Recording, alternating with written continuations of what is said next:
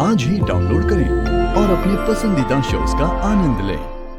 मैं पूरा जीवन आपको मुक्त करवाने का संघर्ष करती रही, किंतु आज नियति ने एक पत्नी से उसके जीने का उद्देश्य छीन लिया। महाराज, महाराज, अब मैं कहाँ जाऊँ, मैं कहाँ जाऊँ?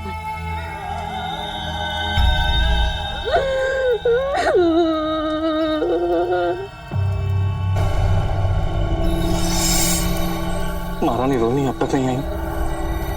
कंस के सैनिक आ गए तो अनर्थ हो जाएगा। मैं तुम्हारी पीड़ा को समझता हूँ रोहिणी। मैं तो अपने दुख देवकी के साथ बांट लेता हूँ, किंतु तुम अपने संपूर्ण कष्ट अकेले ही सहन कर लेती हो।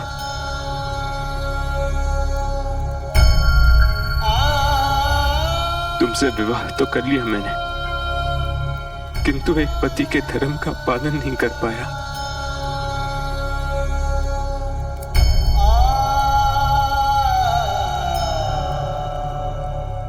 मुझे क्षमा कर दो रोहिणी, मैं तुम्हारा अपराधी हूँ। महाराज,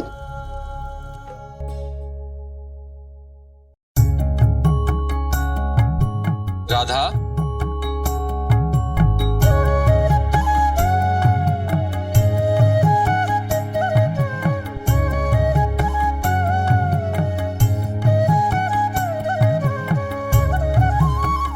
राधा बिटिया,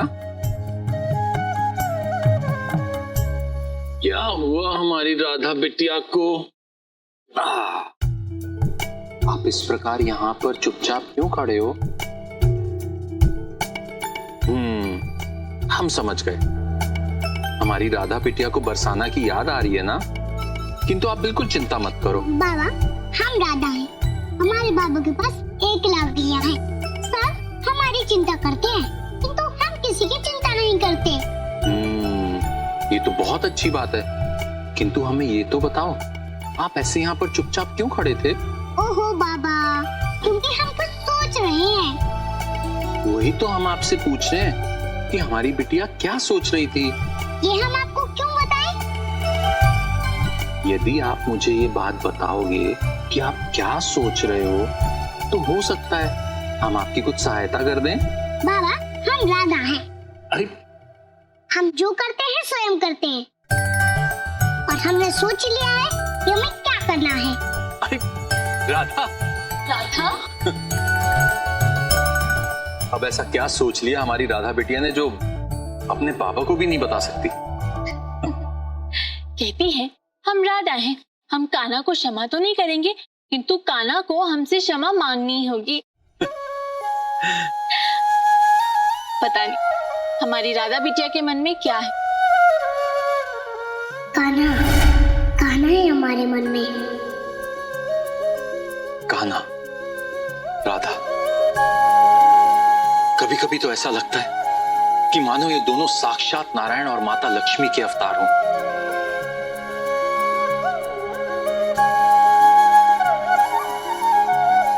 क्योंकि इतना अधिक प्रेम तो प्रभु विष्णु और माता लक्ष्मी के मध्य ही हो सकता है। प्रेम? राधा तो कान्हा से झगड़ने का अवसर ढूंढती रहती है। झगड़ने का नहीं कीर्ति, अधिकार जताने का अवसर, जैसे जन्म जन्मांतर से राधा का कान्हा पर अधिकार हो। कुछ तो है जो हम लोग समझ नहीं पा रहे, किंतु मैं एक बात जानता हूं कि राधा का गोकुल में आना अकारण नहीं हो सकता। इसके पीछे अवश्य ही माता लक्ष्मी की परम इच्छा है।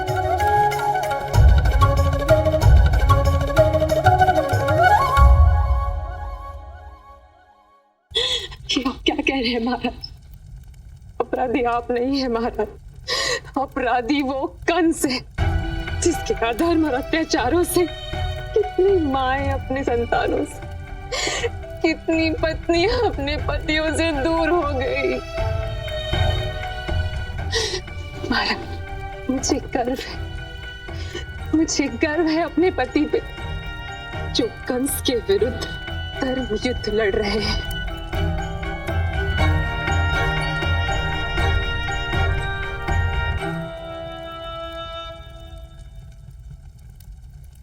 देवकी, मैं नहीं जानती कि सत्य क्या है। मैं ये भी नहीं जानती कि तुम्हारा लल्ला इस संसार में कहाँ है, किंतु मैं इतना अवश्य जानती हूँ कि तुम्हारा ये निर्णय बिल्कुल सही है।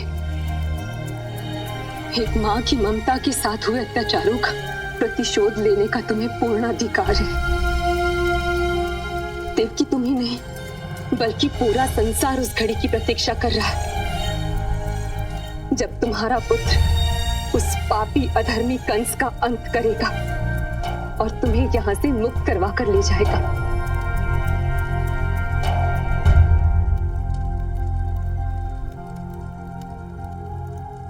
रोहिणी, एक कैसी विडंबना है। मैं तुम्हें यह भी नहीं बता सकता कि हमारी आखिरी संतान तुम्हारे ही साथ है, किंतु समय आने पर तुम ये स्वयं ही जान जाओगी कि नंद और यशोदा का लल्ला ही देवकी का वो आत्मा पुत्र है जिसके लिए आकाशवाणी हुई थी, जो कंस का अंत करेगा।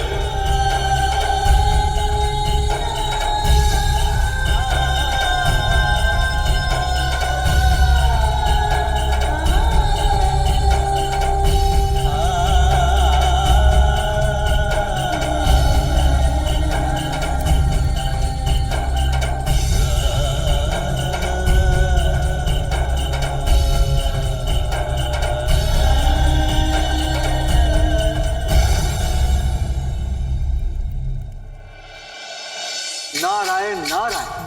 प्रभु, महाराज वासुदेव कितने धैर्यवान हैं, कितने अडिग।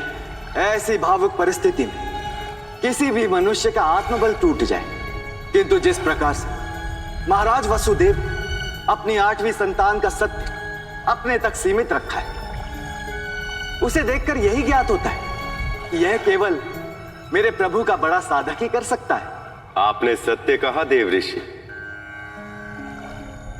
महाराज वसुदेव कोई साधारण मनुष्य नहीं।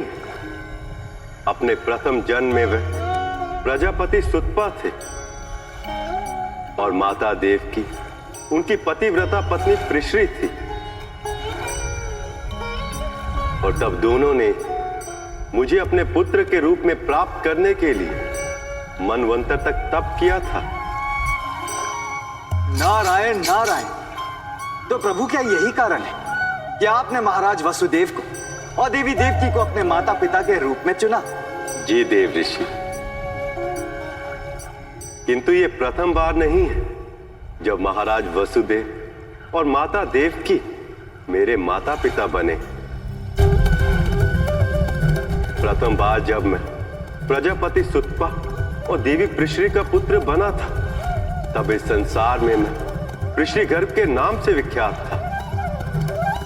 दूसरे जन्म में प्रजापति सुतपा ऋषि कश्यप थे और देवी पृश्री माता अदिति